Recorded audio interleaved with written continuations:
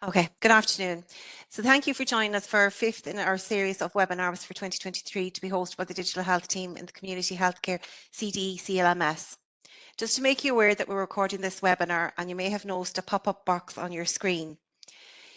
These webinars will be 40 minutes covering one aspect.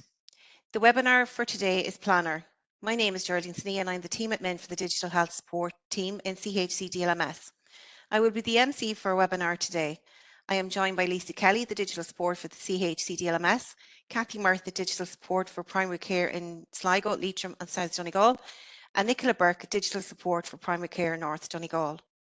The aim of our webinars are to showcase the digital work across the CDLMS with the view that this will help others who are thinking about processes in their pathways that they would like to digitalise. We want to create a digitally enabled workforce using the tools we currently have. A few points for today's webinar. This is being recorded and this will be available to view on our YouTube channel, which we will be sent in a link to you in the coming days. Please note that the video will only record the panel and not the audience member or the chat feed. For the audience attendees, you will note that your audio and video is turned off. We will answer the questions at the end of the webinar. For any questions, you can post the message in the chat box at the bottom right of your screen. Today's webinar, we're focusing on Planner, and now we'll hand you over to Kathy and Nicola. Thank you. Okay, thank you for that, Geraldine. Okay, so first of all, thank you everyone for joining today. My name is Nicola Burke and my role is in Digital Health Support for Primary Care in Donegal. The objective of our session today is to take you through Microsoft Planner and to demonstrate the main features of the application. Now, Microsoft Planner is a visual task management application, and it enables enterprise teams to create, assign and organize work and is available to you as part of the 365 software suite of applications. For our team, we find Planner very straightforward to use. It is customizable, it integrates well with the other Microsoft applications.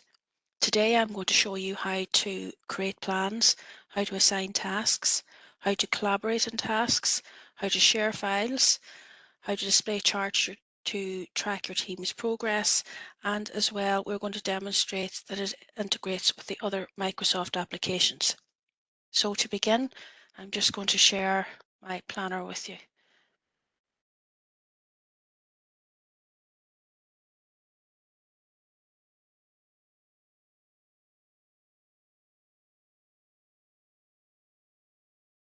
Just try that again.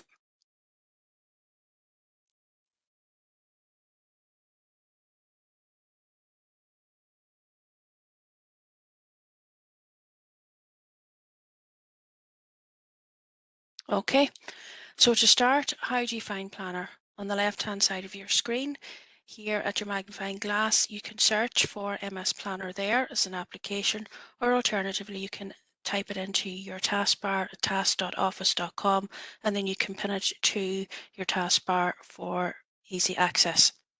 So first of all, we are going to show you how to create a plan. Okay, now when you log in, because I use Planner, you can see that I have some that's already in place, but I'm going to take you through how to build a new one. So on the left-hand side, you click on Add a New Plan. Now at this point, you will be presented with a series of options. Okay, now there is blank plans, simple plans, project management, ones that are suitable for business plans, etc. But we suggest that it's best to start with a simple plan for the simple reason that it includes buckets and includes tasks, and it helps you to get used to the process. As you become more familiar with it, you can move on to use the project management and the business plans as applicable. So for today, we're going to click on the simple plan. In the next screen, you will be asked to fill in a number of templates. So, and here you're going to be asked to give your plan a name. You can add it to an existing Teams channel, and you will be asked to select your privacy.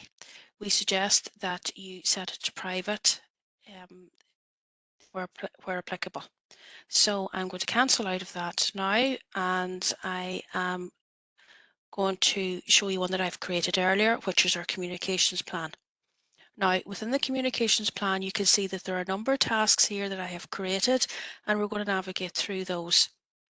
Now, the first thing you need to consider when you create your communications plan or any plan is that you need to decide on the members of that plan and who's going to have access to the information, who you're going to be working with on this. So if you go to your right hand side of your screen and you go to the drop down, you can see on this plan that I am the only member at the minute because I've just created it. I'm now going to add on some colleagues in which to collaborate with. So I'm going to add Kathy. And I'm going to add Geraldine.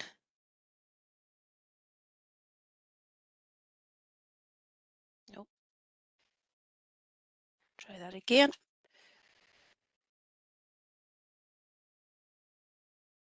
Okay, and if you click off it, you can see that the members have been added.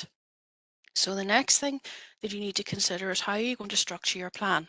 So across the top right hand side, you can see that there are a number of categories here, and we refer to those as buckets. Now, when you open a new plan, they will all appear as add new buckets, and this is where you begin your customization depending on what your team need. So within our team, we set them as to do, in progress, team collaboration, and for final sign off. But I'm also going to add a new one today by clicking on the title and type it over it, and I'm going to call it completed. When you click off it, it is then saved.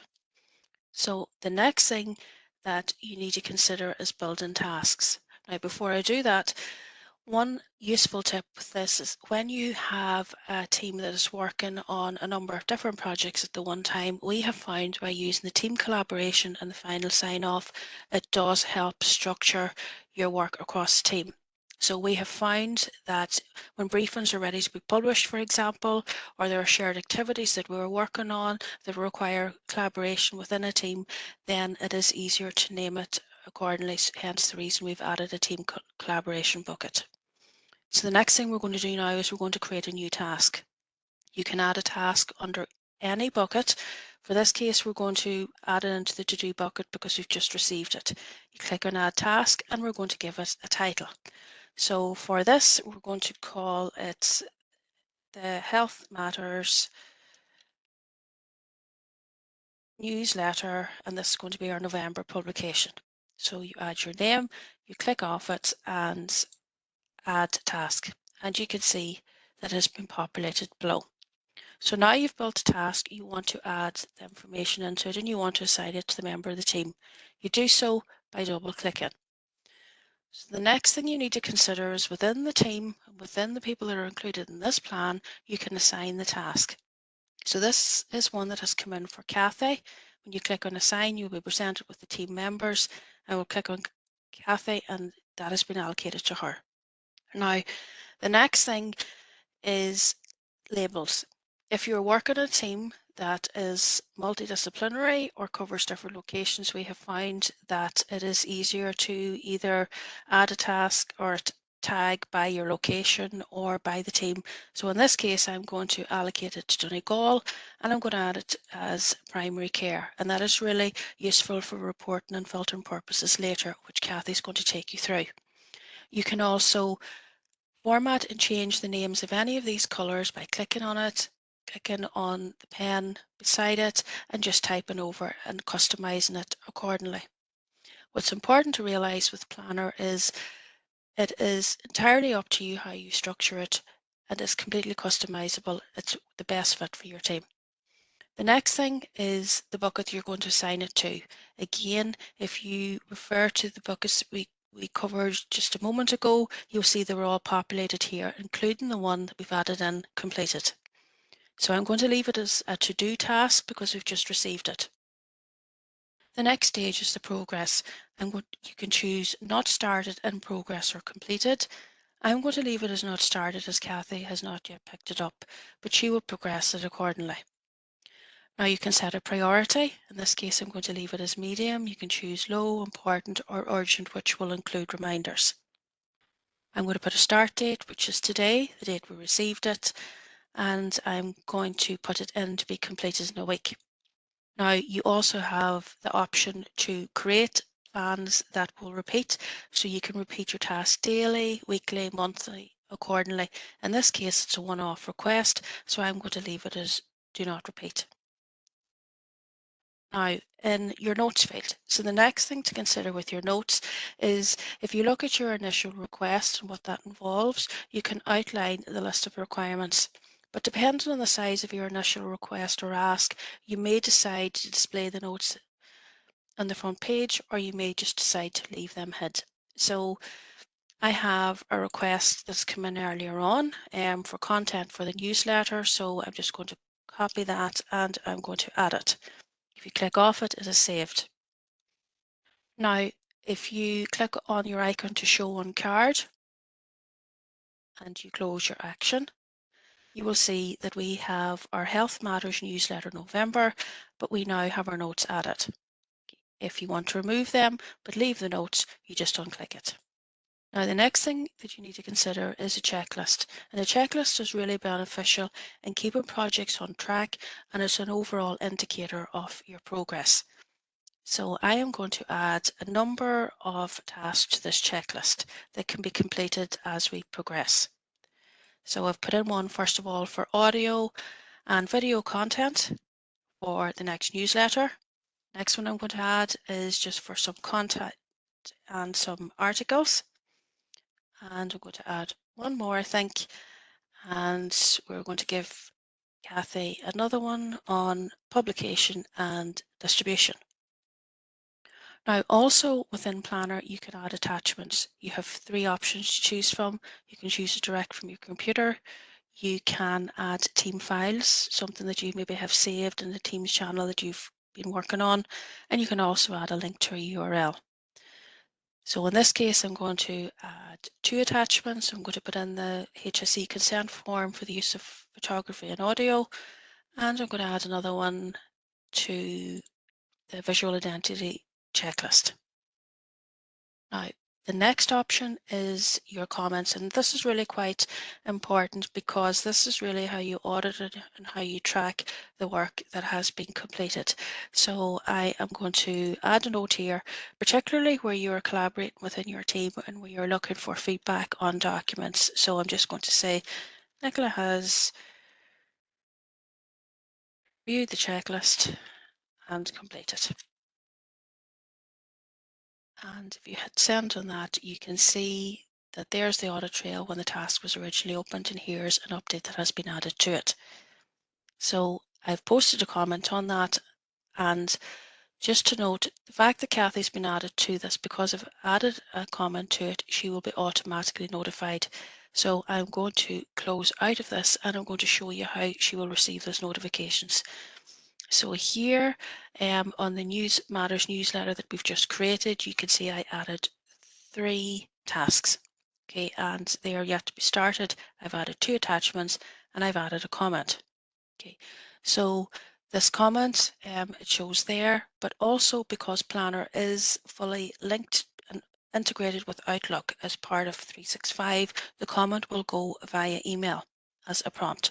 So I'm going to take you into my Outlook now. And if you scroll down to the left to your viewing pane, you can see you will have an option for groups. Okay, and this groups is any task that has been opened. We don't see your Outlook there, just to let you know. You don't? All right, Okay, no. I'll just share again there. I'll just stop sharing and we'll go in again.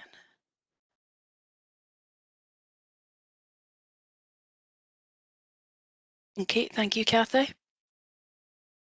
Okay, so within Outlook, if you scroll below your inbox on your viewing pane on the left-hand side, you will find groups. And if you expand on that, you can see all of the tasks that I have open at the minute, and you can see the communications plan that we have just created, and you can see any updates that have been added to that there.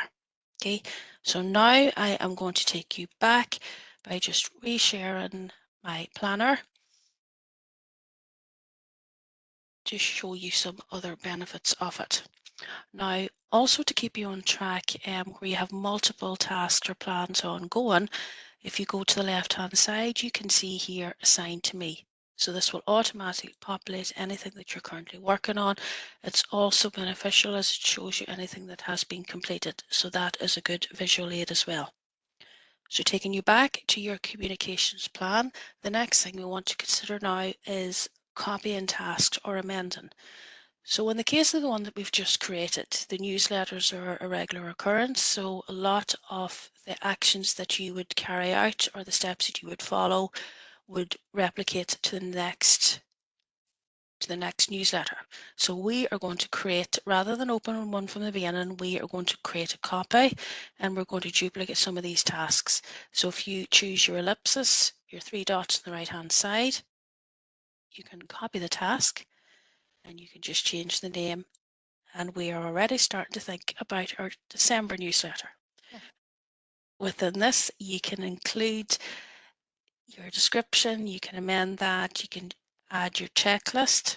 Okay, you can add different attachments to it. If you click copy, you can see that you've created one for December already. Okay, so that is how you would copy or amend a task. And now what I want to do is to show you how you can move tasks across the different buckets for organization. So for the November task, if we want to move this now to in progress, you can do so by going into your ellipsis again, choose Move Task, and you just choose your appropriate bucket. We'll move this one to in progress. Okay. Now, alternatively, we are very organized here in this team, so we have completed our December one already, and we're going to move this. Instead, you can just drag it along for final sign off. Okay, so that is how you move tasks within Planner. So now I am going to hand you over to Kathy, and she is going to talk to you a little bit about the integration of Planner with the other Microsoft applications.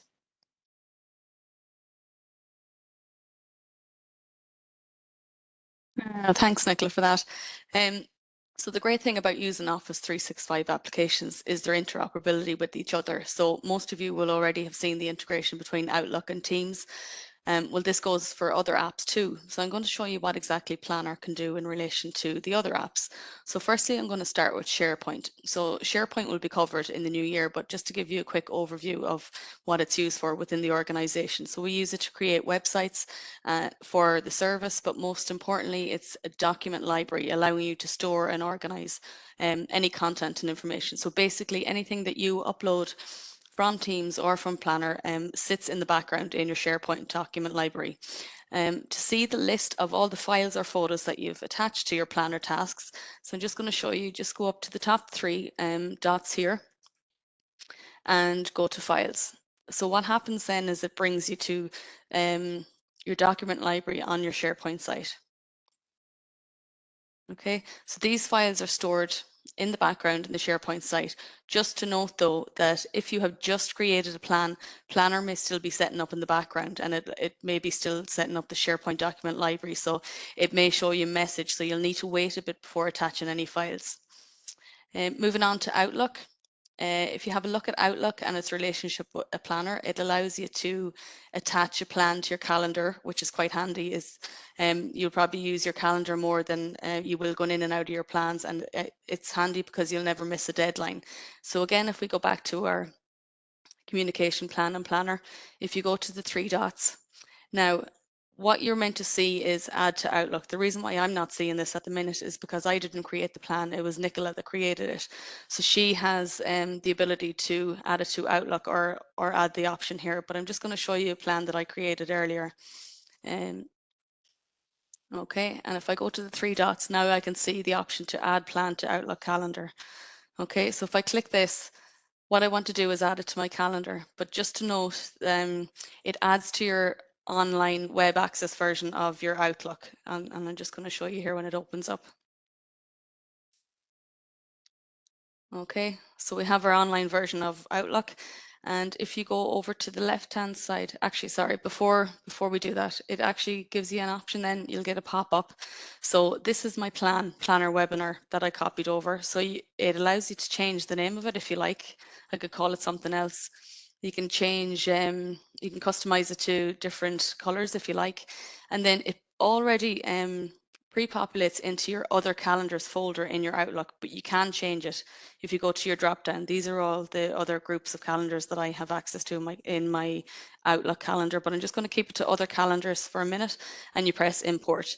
Now I'm going to get a message to say it already exists, but if you're doing it for the first time, you'll get a message to say that your web calendar has been uploaded. Okay, so when I go out then and go in to my other calendars, see on the left-hand side now you can see my planner calendar, and it's actually integrated with my other calendar. So you can see the blue. These are all the tasks that I have put a start date and an end date in my planner, and now I can visualize it in my Outlook as well, which is really handy thing to do. Also on Planner, I know that Nicola went through the Assign to Me tab. When you go to the Assign to Me, it brings up everything that's assigned to you in all these tasks down here, but you can actually add a calendar with that as well. And when you press the three dots, it just gives you the option to add Assign to Me to your Outlook calendar. You click on this and you follow the same steps that I done previous, and then when you look in your Outlook, you'll have your Assign to Me calendar as well. So that's quite a handy one. Okay, now I'm just going to go through, actually, do you know what I might show you first before I go on to these is you can add Planner to Teams as well. So I'm just going to open Teams here. Sorry now.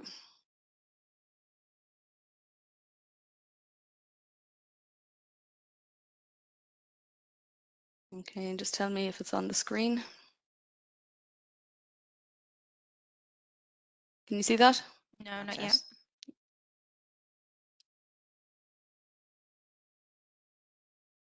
Just give me a shout when it's up. I'm going to stop sharing for now and see if we go again.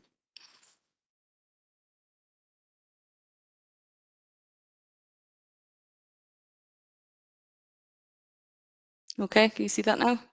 Yeah. Okay, great. So with Teams, it's handy if you're in a team with a group of people and you have a plan created, you can actually add your plan up to the top of your general channel in your Teams. So it just means that you don't have to go in and out of the different apps, and this is where the interoperability is great. So all I do is press the plus button here at the top. Okay, and you'll be presented with a box, and it's here that I can add select task by planner. This will open up a box then that it will allow you to, you can either create a new plan or select a plan that's already in your planner.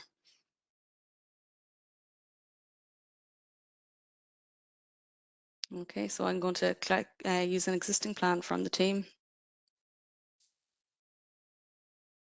Okay, perfect. Okay, so that's how you add your planner to a Teams channel, which is quite handy. Okay, so going back to, just want to make sure that I'm sharing the right screen now.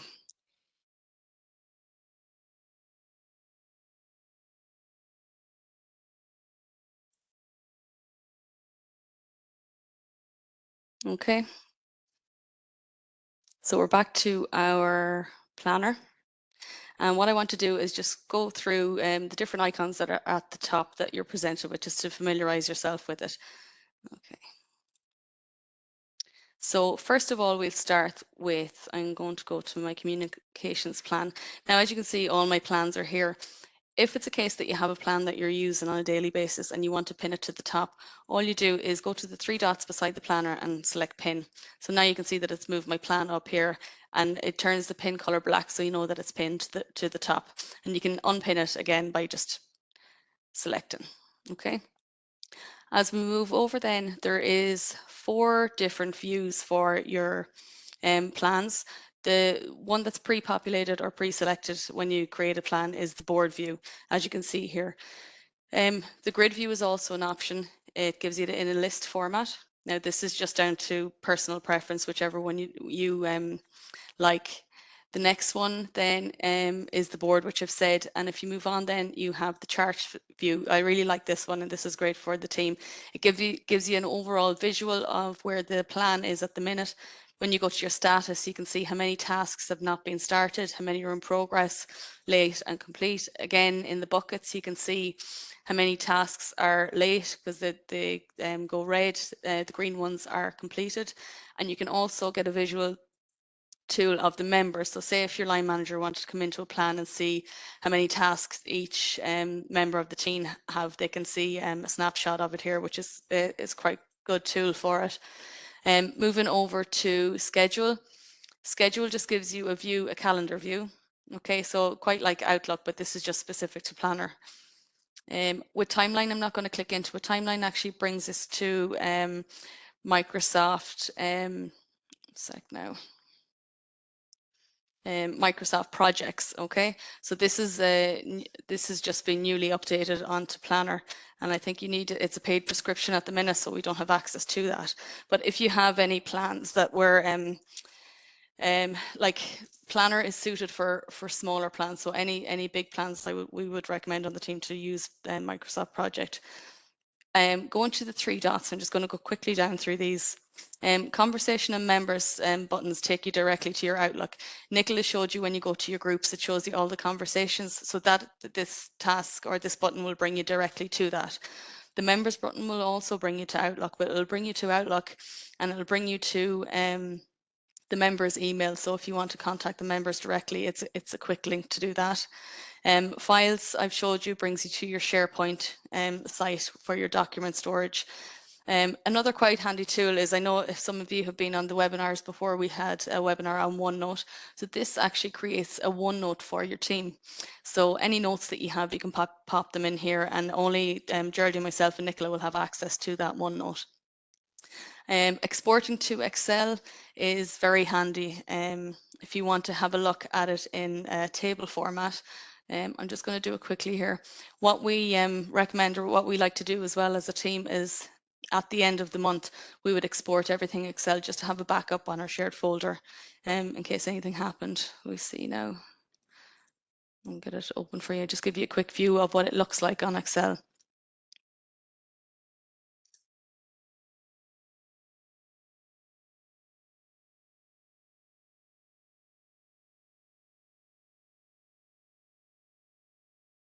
Okay, so sorry, now just bear with me. Okay, here we go. Can you see that? Okay, so it populates in columns. There's a little bit of tidy up that you need to do if you wanted to do tables and create headers. Is that okay, Lisa? Yeah, it's just Yeah. But you can see you can filter to the name of the task, you can filter to priority, you can filter to the name assigned, and the dates, etc. Okay, so that's the exporting to Excel. Now I'm going to go back. Nicola showed you can add members here. You can also delete members, which is handy. I'm going to go back to my board view because it might be a bit easier just to explain. Sometimes if you have a task and it's not showing on the screen and you're thinking, God, where did I put it? You can filter and you can type a keyword into it, okay? So I'm going to type in November, because I know it's a newsletter for November. So everything for November populates, and you can see that the bucket names have changed now, and everything for November has come up under myself, Geraldine and Nicola. Also, alternatively, you can filter to everything that was dated today, which is none. Have I any tasks for tomorrow? I don't. And any tasks for next week? Okay, you can see all next week's that are due pop up. Okay. Also, the next one is group by. So when you go into your planner first, it's going to be group by bucket. So it's group by the bucket that Nicola created to do in progress team collaboration. However, if I wanted to group by the progress, okay, you can see the names of the buckets change. Everything that's not started goes here. Everything that's in progress is here, and everything that's completed. So it's really up to you, whichever way you want to work it. You can also group by priority. Again, the buckets have changed: urgent, important, medium. I know Nicola has set them all as medium, but if you had one for urgent or important, it would flag here. Okay, so that is the priority. Just before I move on, if we go back to the three dots, the plan settings is an important one. Here under the plan settings, you can change your plan name if you feel the need to do so. You can also change the background, and you can customize it to whatever you like. Under the notifications as well, when you create a plan, there's different group email settings that you can select. So if I wanted to get an email notification when my tasks are running late or due today, I'm going to tick this box. So what happens is I'll get an email on the morning of the task running late, or if there's a task due today, and it will give me a link to my planner to access my planner and be able to identify which ones have been late. So again, you need to sit down with your team and discuss if you want these notifications to be turned on or off. So that is Planner in a nutshell. It's a really easy tool to use. I would say don't get overwhelmed, and when you're starting it, start small. Start with maybe one of your colleagues, and you can start even a to-do list, you know, to do and in progress, and then you could move forward. I'm going to just, sorry now. I'm just going to go through some top tips that we have. That we use for our team for this.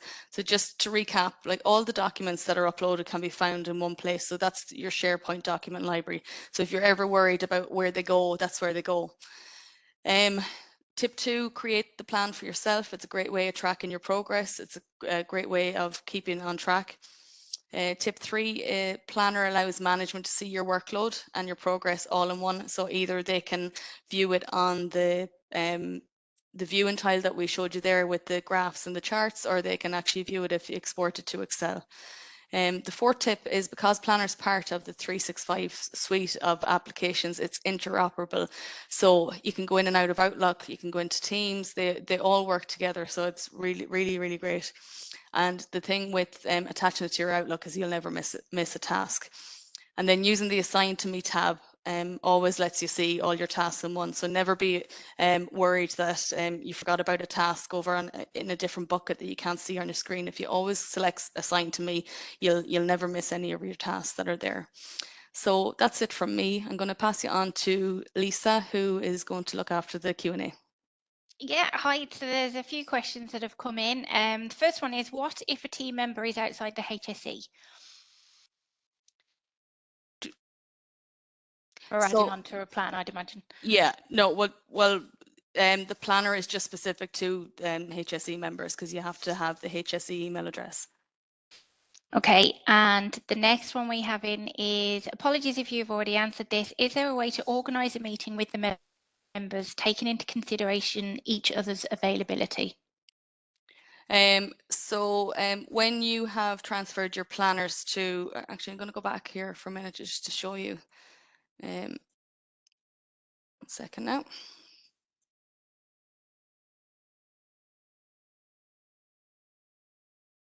It's a planner. Okay, so just to go back to the 3 dots. Okay, when this button takes you to the Outlook members page. So what they're asking is, can you create a meeting? Is it with the members of the planner? Just to see if yeah, is there a way to organise a meeting with the members taking into consideration each other's availability? Not unless you would have access to everyone's calendar. Yeah. Yeah, so you would have to have, so this is the when you hit conversation in planner, this is where it takes you to the communication plan. So you can actually email the group directly. It actually creates an email address for the group. The only way we could get around that is if you do have access to your team's calendars. If you don't have access, then I don't think you'd be able to see their availability. But that would be bringing you out and into calendar. It wouldn't be done directly in the planner. Yeah. Yeah. Okay. And another question has come in: is it okay to upload agendas and minutes to planner? Yes. I would have it backed up to your shared folder, though I wouldn't have that as your primary space for keeping your minutes for your meeting. What we recommend, like we use OneNotes for our minutes for a meeting, but again, we back it up and save it to our shared drive. So everything is backed up. So again, it would be preference, and it depends, like, is it just meeting minutes, or is that I suppose it'd be different as well to say, like, if you've got, you know, if you've got like service user information on stuff like that as well, you know, would you have, yeah, with GDPR you couldn't. No, you couldn't do that. Yeah. Because I think the only thing is because it's an online system, you know, with regards to the shared drive in HSE, that's backed up to shared HSE servers, do you know, so that's where the security comes in for things like that. But with the online system, I wouldn't say we'd recommend sort of any service or patient information on at all, would we? But if it was meeting minutes just between your team, then I don't see why not. Yeah. No, and I suppose the advantage of using Planner is if you are using OneNote, remember it's all integration with Microsoft. So your URL or your notes for that, then you can save that as a link within your Planner, so that everything is interlinked. Yeah, she's just followed on here saying she was thinking of general departmental minutes for policies. So that would be. Yeah, I don't see why not. Yeah, that's fine. Yeah. And it's a great way of, you know, when you create a task and a plan, and as Nicola showed you, you can when you're putting the checklist in, you can add the people's name into the checklist. So I'm just going to go in here to this one. So say if you had something that had to be read, or an article, what you do in the checklist is you put the names of the team members in here. Once the team member has read it or put their input in, they ticked it off and they'd put a comment here to say we've read it. And then that could be done all in the team collaboration as well. So it is a great way. It's a quicker way than going back and forth with emails and attaching documents. Yeah. And I think that's the one thing that we're gonna look at next year, isn't it? It's like we've sort of done webinars on the separate, you know, apps. We've done OneNote and we've done Planner and whatever, but I think next year we're going to look at the way that they all sort of integrate together and use them, you know, as a whole sort of Office 365. Yeah, as opposed to the separate apps. Yeah, and especially when we look at SharePoint, SharePoint is really the kind of the key one, and that sits in the background, but it uses all the apps together, which is really great. So I'm looking forward to doing that one. Yeah. There you go, then, Kathy. That's your podcast for next year. And that's it for the questions. Thanks a million. Okay, that's perfect. Thank you, Kathy, Nicola and Lisa. I hope you've enjoyed your webinar on Planner. Our next webinar is on year-end overview for 2023, being held on Thursday, the 23rd of November 2023. On behalf of the Digital Health Team, CDLMS, I would like to thank you for attending today's webinar. Should you have any queries in regard to digital health, you can contact us on digitalhealth.cho1@hse.ie and have a good afternoon, and thank you. Thanks, Thank you, everyone. Thank you. Thanks, everybody. Bye-bye.